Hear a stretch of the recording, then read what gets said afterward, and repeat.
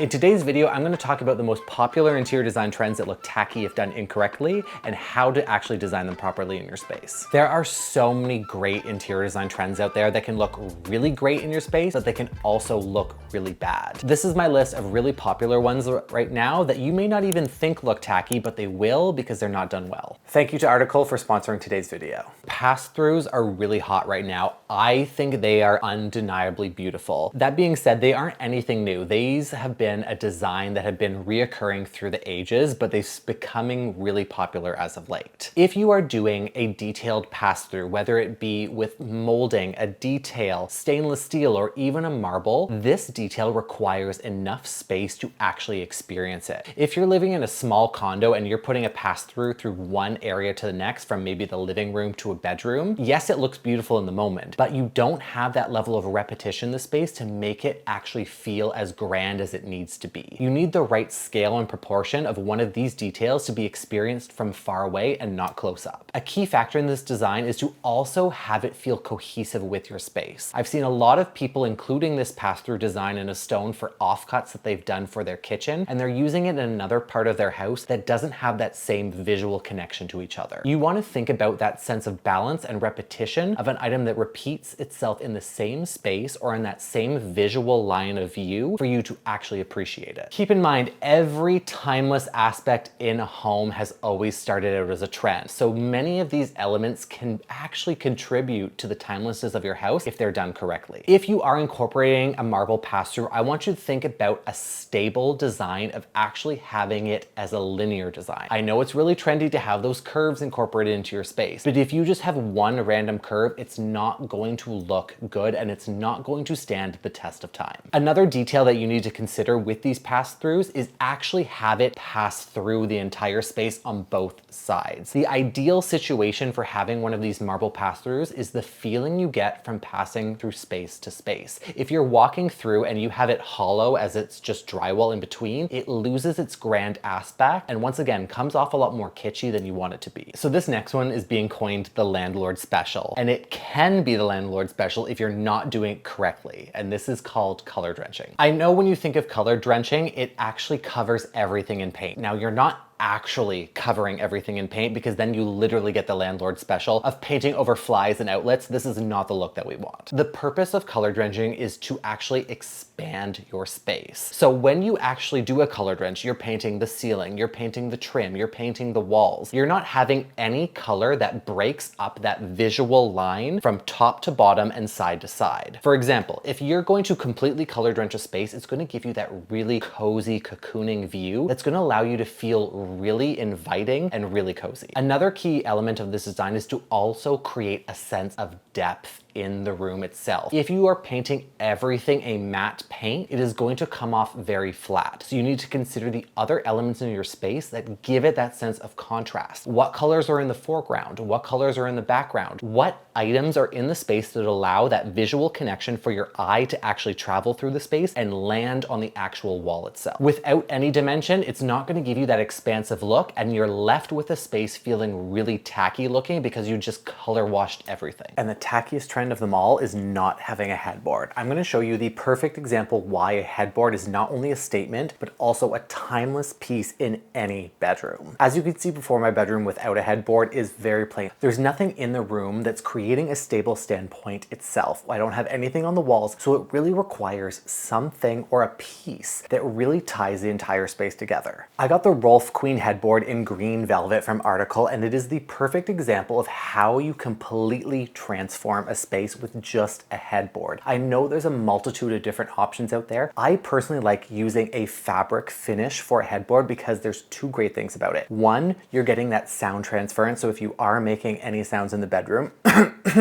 you've got yourself covered. And two, it creates a pillow-like look for the back wall that's much softer compared to your typical wood finishes. Whenever I'm looking for a headboard, I like it to go further than the actual bed frame itself, just so you have that little bit of overhang. And a bonus point, what's really great about these headboards is you can buy them just by themselves. So if you want to raise them up even higher, you can put them on stilts from the back just to give you that elevated look that always looks really nice in a space compared to those little headboards that come up like 2 inches above your pillow. You want at least 10 inches above, depending on your ceiling height, to really make the space look rounded. What I love about Article is they also include all their rub counts on any fabric for their chairs, their headboards, their sofas. This is always a really great reference point when looking for quality fabrics for anything in your home. I want to thank Article for sponsoring today's video, and you can get $50 off your first purchase of $100 or more using the link in my bio or scanning the QR code on the screen. Now back to today's video. Textured walls are really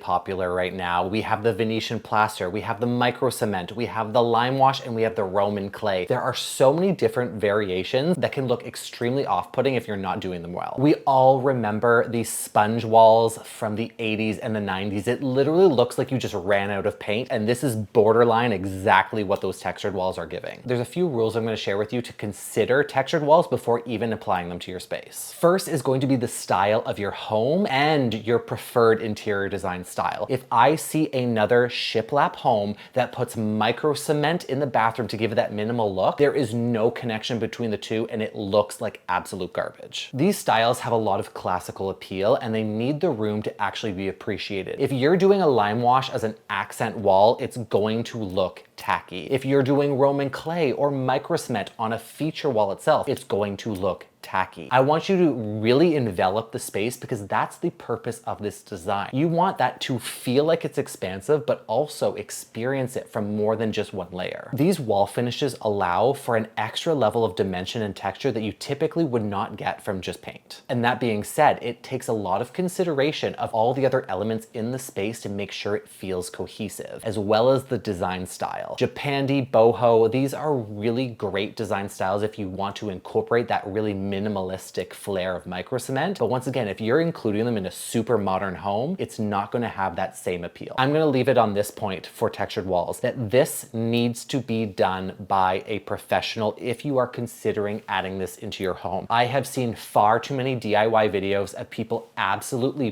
butchering this style, and it literally looks like you just ran out of paint or a child just splashed color on the wall with a little bit of texture, and it looks like these rake marks. It doesn't give you that same soft and subtle approach that these designs are meant to. Wallpapering your ceiling has been another really interesting trend that's been on the rise. And it really comes down to these factors. Does it match the actual scale and proportion of the room? And how is that translated pattern related to the rest of the style and the color that's in it? If the pattern is too loud and busy, it throws off the proportion of the room because your eyes are immediately brought straight up and there's nothing connecting the rest of the space to bring your eyes down. And on the other hand, if the pattern is too small, it looks super busy and you conflict with the rest of the elements in the space. The most important factor you need to consider is the color coordination and how it actually adds dimension and depth to your space instead of being an accent ceiling. Throwing random wallpaper on your ceiling to add that pop, an element to space is not going to work. This is where you're borderline being kitschy and it looks like garbage because you've wasted all that time having it installed and it doesn't actually look good. Wallpaper can also be really challenging when applying it to the fifth wall for your ceiling. I want you to think about the actual scale and proportion, like I said before, but also the print and how it's viewed. If you're doing one of those landscape murals, which are beautiful by themselves, in the application on the ceiling, when you're looking at it from all 4 dimensions, looks extremely off-putting because you don't get to experience it from the view from every angle. If you're incorporating wallpaper on your ceiling, I want you to think about it as a full-bodied mural or a full-bodied pattern. That way, from every single direction and dimension in the space when you look up, you get to see the pattern itself. This is where geometric shapes and all of those styles like these photos play the best reference, because when you walk into the space from any angle or any entrance, when you look up, 1, you have that visual connection with the color feeling cohesive, but 2, you get to actually see what the print looks like. The last thing I want you to do is to look up and you're looking at the upside down version of a landscape. I'm gonna fight some people on this last one because it has been the rise of the bold marble and people think it's going to be super outdated really quick. Now there's a few considerations I want you to think of when choosing a bold marble in the space and how it can actually feel timeless. In my humble and very personal opinion, marble or any natural material, regardless of what it looks like, is going to be timeless in your space because they've been using marble for thousands of years in every application. And even even as it ages, it always looks good. But to make sure that it looks right in your space, I want you to think about 3 things. 1, the color connection and how it relates in a cohesiveness to the rest of the space. Number 2, the variation of the veining and how big it actually is. And 3 is the balance of that veining and the color within. There are lots of slabs you can look at that look absolutely beautiful, but they have a strong disconnect between the veining that's heavy on one side and light on the other side. Another thing that a lot of people get incorrect when choosing a bold marble is how it actually feels in the space itself. I want you to think about 1, how I said how it coordinates with the rest of the color, but 2, is it the star of the room? If you're picking something that draws that much visual attention, that needs to be the star. You shouldn't have other elements in the space that are competing for that visual element and that grounding point in a space. If you have a bold marble and a high lacquered finish cabinet, that is going to be a competing cause that's going to allow you to get sick of it really quickly. There are so many pictures online that have led you to believe that marble is always going to look good. And it can if you follow these applications. If you're putting slabs up everywhere, it literally looks like a mausoleum. And yes, it can look cute and it can look really good for a moment. But if you're living in that space, it doesn't give you that added sense of warmth that you would need to feel cozy in your home. We talked about some of the most popular interior design trends that look tacky, but I want you to make sure that you avoid any others. So make sure you watch my video on the interior design trends of 2025 that are actually worth following. And that's all for today. Thank you so much for watching. You can also follow me on Instagram and TikTok at Mr. Phoenix Gray for all my daily tips and tricks. And if you're ever second guessing yourself, just ask,